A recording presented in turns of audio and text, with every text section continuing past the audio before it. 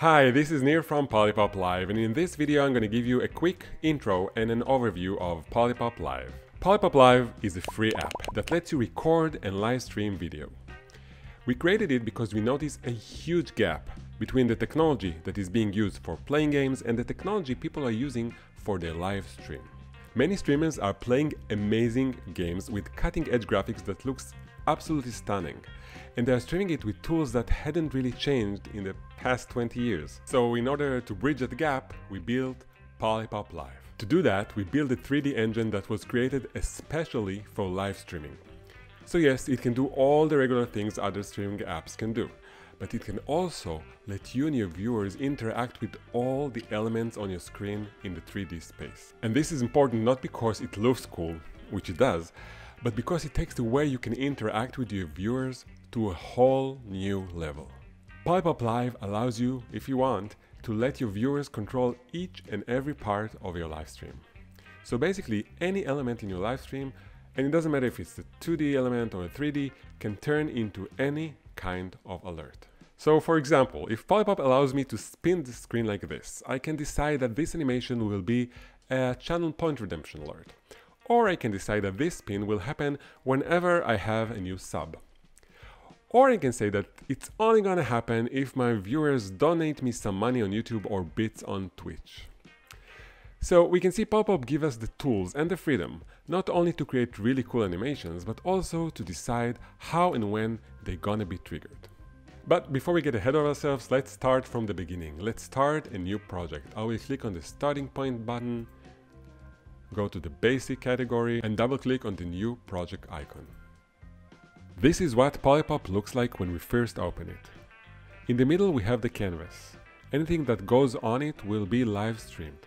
On the right we have the scene layout panel. Everything we will add to our scene will appear here. This is the scene switcher, and we can see that right now we have only one scene in it. And here at the bottom we have our going live section. Let's first add our webcam by clicking on the open library button, and inside the library click on the plus button and choose webcam from the drop-down menu. We can see that a webcam was added to our library, and to add it to our scene we simply need to drag and drop it to the canvas. And we can see that a new webcam 2D layer was added to our scene layout panel. We can move it around, we can resize it, and we can also apply a chroma key to the webcam to change the background, and there's a separate tutorial on how to do that, which I will add a link to in the description down below. Now on a basic level, as I mentioned before, we can build and work with 2D layouts. So for example, I can click on the plus button in the scene layout, go to the 2D category and, for example, add a 2D box. I can reshape it, give it a different color. I can add more shapes, and I can copy and paste it in order to duplicate it if I want. We can add images, going to the library, click on the plus button, import image, and drag and drop the new imported image to the canvas. We can rearrange the layers in the scene layout so the new image will be in the back and will not cover my webcam. We can add videos, or we can add game or app captures. Now, these are all things we know and are probably already familiar with. But PolyPop is so much more.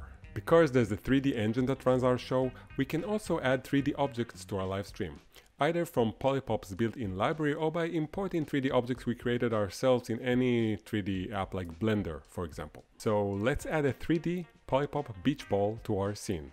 To do that, we will click on the plus button here on the scene layout, we will choose the 3D objects category, and we will look for the PolyPop beach ball and double click it. By adding physics mod to it, we can make the ball react to physics in our space. And with the push of a button, or in response to receiving an alert, we can have other objects come in, and all these objects are interacting correctly with physics and with each other. So by connecting these types of things to alerts, we can create interesting non-repetitive responses in our live stream. In PolypopLive there are many built-in 3D objects you can apply your own texture to. To change the object's texture, you simply need to open the library and drag and drop the texture you want. It can be either a picture, a video, like this cat shooting lightnings video, and it can be your very own webcam texture. Here are some examples for objects you can apply textures to. In this case, I gave them all my webcam texture, And remember, because they are all 3D objects, we can make them react to physics in our broadcasting space, so they can be subjected to gravity, for example, and bump into each other. We need to remember that these effects are here to give you, the streamer, the power and the options to interact with your audience. So just like before we gave our viewers the ability to spin our screen, in this example we can let them actually break it. And I know from experience that viewers really love this breakable box. Another cool way to interact with your viewers is to show their profile picture. PolyPop gives us several ways to do that, but let's first clear the scene. Now let's click the plus button in the scene layout panel, choose either the Twitch or the YouTube categories, I will choose YouTube, and double click the user cards preset. And PolyPop just added the default user cards preset to our scene. And in it there's a YouTube user cards layer. Selecting that layer will give us access to the user cards properties, and there are many properties to play around with. I'm gonna just tweak the layout properties. And let me just move the user cards underneath my screen so you can see me better. Maybe tilt it a little bit. And there you have it, a nice background with profile pictures of the people who subscribe to your channel. PolyPop also allows you to pick a random user. Let's click on the plus button in the scene layout. And under the YouTube category, let's double click the viewer picker preset. PolyPop now will ask us to assign a hotkey from the keyboard, meaning whenever we will press the key, PolyPop will choose a random player. I will choose and press the letter P, and now whenever I'll press the P key on my keyboard, PolyPop will randomly pick one of my subscribers and will show them on my live stream. PolyPop also allows you to play games with your viewers, but let me first blur the background a little bit so we can see better. And we can do that by clicking on the plus button in the scene layout, choose the image filters category, and we can see there are many image filters we can choose from, but because we want to blur, I will choose for this the Gaussian blur filter and double click. We can reduce the blur amount a little bit, and there you go. To add a game, we will again click on the plus button here in the scene layout, choose the game category, and for this example let's double click on the dice game. Clicking on the dice layer in the scene layout will give us access to its properties, and there are a lot of things we can change and play around with. We can create different animations for different dice outcomes. And again, in order to give you, the streamer, full control on the way you interact with your viewers, you can make the dice roll either by pressing a hotkey, or you can turn it into any kind of alert.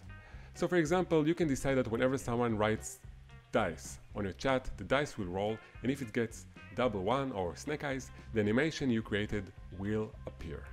Now let's see how to add scene transitions. First, let's add another scene to our project, so we will have a scene to transition to. And we can do that by clicking on the plus button here in the scene switcher. This will add a blank scene to our project. So let's go back to scene 1 by clicking on it. And instead of creating a new scene, let's duplicate our current scene by clicking on it and then press Ctrl+C, Ctrl+V. This will copy and paste the scene we're in, so now we have two identical scenes in our scene switcher. Let's arrange them and name them by double-clicking on the scene layer in the scene layout and type a new name. So this scene will be scene 1 and this is 2. Now let's tweak scene 2 a little bit so they will not look the same. So now we have two scenes. I can switch between them by clicking on the scene in the scene switcher, or by creating a hotkey on my keyboard or on my Stream Deck. If you are using a Stream Deck, make sure to download PolyPop Stream Deck plugin from the Stream Deck App Store. It's free and I will put a link in the description below. So now that we have two scenes that we want to switch between, let's add a scene transition. To do that, let's click on the plus button here in the scene layout panel, choose the transition category. Here we can choose one of the many transitions PolyPop has to offer. Let's first choose a stinger transition, and I'm gonna randomly pick the Liquid 2 transition by double clicking it. So now when we switch between our scenes, it will look like this. We can also choose a Luma transition by again clicking the plus button, go to the transition category and pick one of the black and white transitions. I'm going to double click the zebra one, so now when we switch between the scenes, it will look like this. So let's see one final example of a different kind of transition, which is my favorite, and this is the twin transition. And we can add it the same way as before by clicking the plus button in the scene layout, go to the transition category, and if we go up, we can see the twin icon. So let's double click it. In this transition style, PolyPop will smoothly animate the transform, data and properties of the layers with the same names and presets in both scenes. So because before we copy-paste the scene and we're basically using the same objects in both scenes, PolyPop can animate them like this.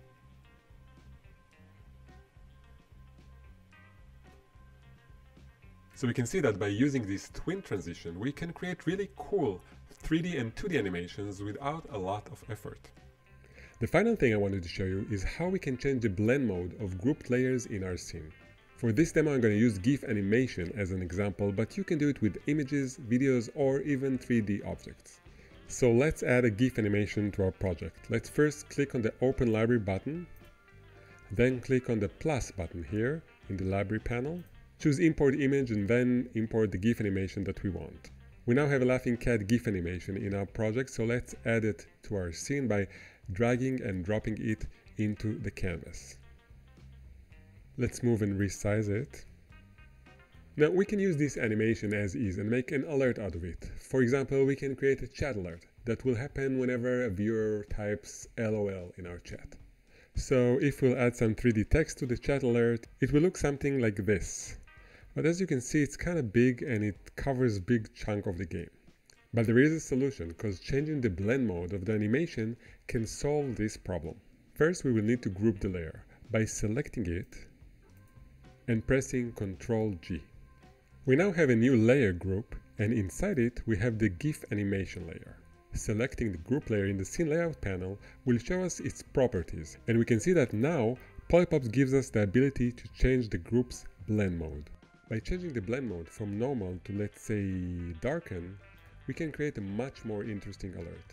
Because the pixel of the GIF animation is blending with the pixels below them, the game is not fully covered and you can get a very cool effect.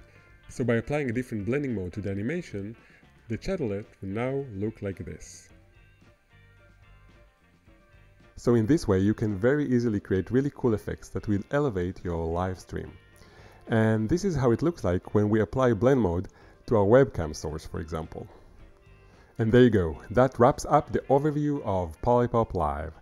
I hope you now have a better understanding of how the app works and what it has to offer. Of course, I wasn't able to show you many other very cool features, but I think the best way to find them is just enjoy yourself and play with the app. PolyPop is fully integrated with YouTube and Twitch, but remember, you can use it to stream to any other live streaming platform. You can also use it alongside other broadcasting apps like OBS. But by using PolyPop as your main broadcasting software, you will be able to take advantage of its full potential and take the way you interact with your viewers to the next level.